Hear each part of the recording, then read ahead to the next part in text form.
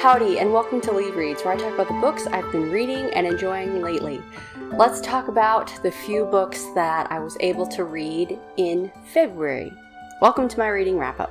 Forgive me if I still sound a little stuffy.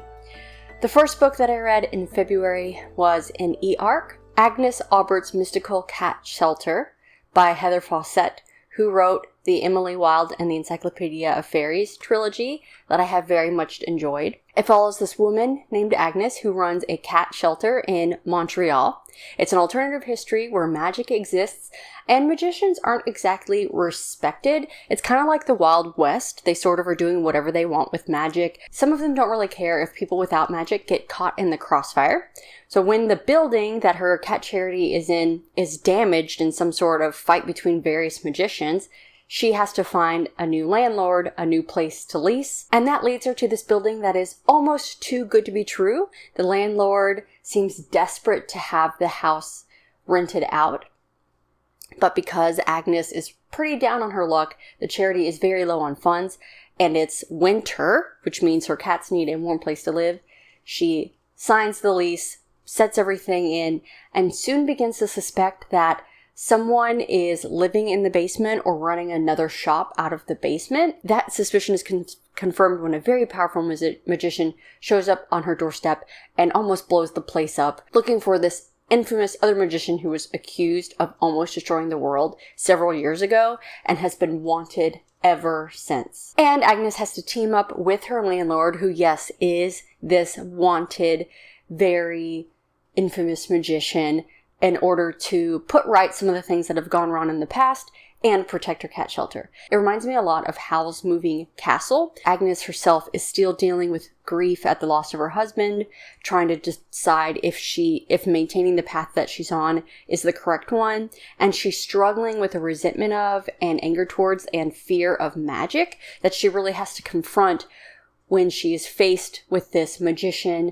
the things he's done, and the things that they need to do together in order to be safe and set things right. On the surface, and especially looking at the cover, you would think that this is just a cozy fantasy. It really does have more emotional and plot depth to it, where I don't know that I would actually call it a cozy fantasy. People who enjoy that sort of story, I think, will still enjoy this, and those who are looking for a little bit more plot and stakes will also find something to enjoy as well. So a very good balance there. If you enjoy Heather Fawcett's writing style, if you enjoyed the Encyclopedia of Fairies, I suspect that you will probably enjoy this also, and I would recommend giving it a try. The other book that I read was Slow Gods by Claire North.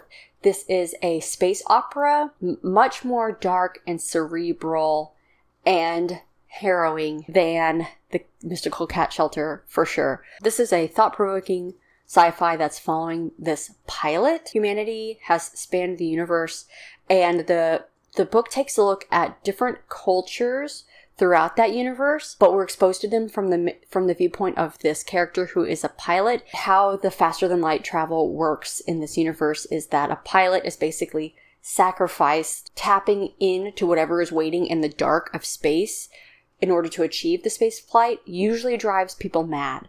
But for whatever reason, this person hasn't been driven totally mad yet, and they were able to make multiple flights and keep their passengers safe. At the beginning of the story, a message is sent out that there's going to be a supernova in a certain number of years.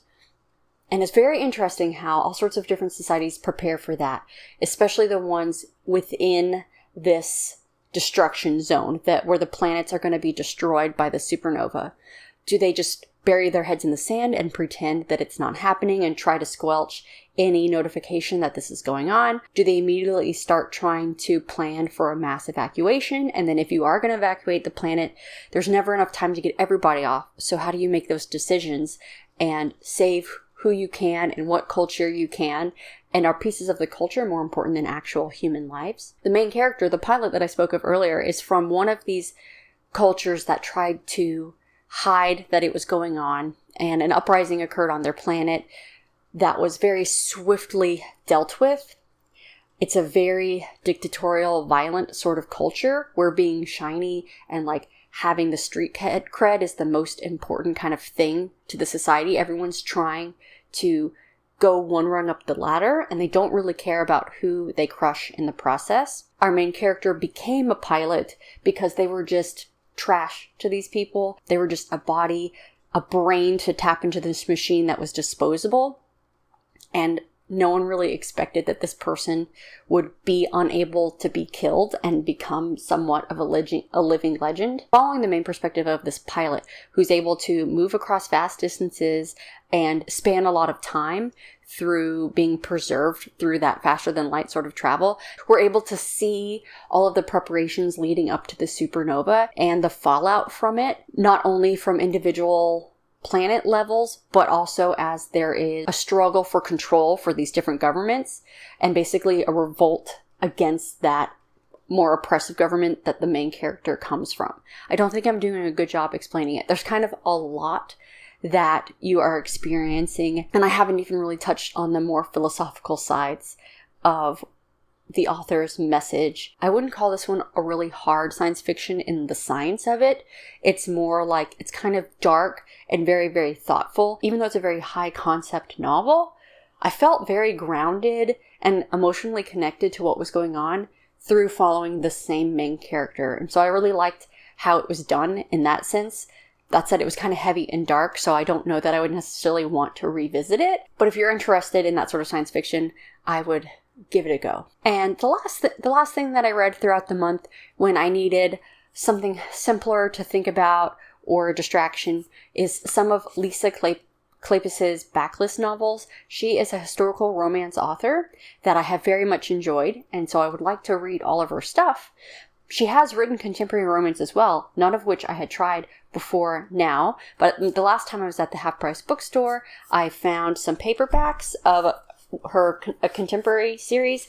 It's really a trilogy that has a beginning novella. It's her Friday Harbor series, which consists of Rain Shadow Road, Dream Lake, and Crystal Cove. What really surprised me with these novels was I was not expecting the magic that was included in them. Each dash of magic got heavier and more integral to the storyline in each subsequent books, and I just really enjoyed that. I wasn't expecting it at all. I thought it was going to be purely contemporary romance, following these people that live on this island in the Pacific Northwest. The town is called Friday Harbor. It's a pretty small town, typically a tourist town, centering on these three brothers and their stories, their relationships. But I really love how they reached out and interconnected subtly. It made me think of Susanna Kearsley, except with less of a historical aspect. So I would definitely be interested in reading some more of Lisa Kleypas's contemporaries. And that's really what I read in February. It was kind of a trying month, but we are gonna get through it.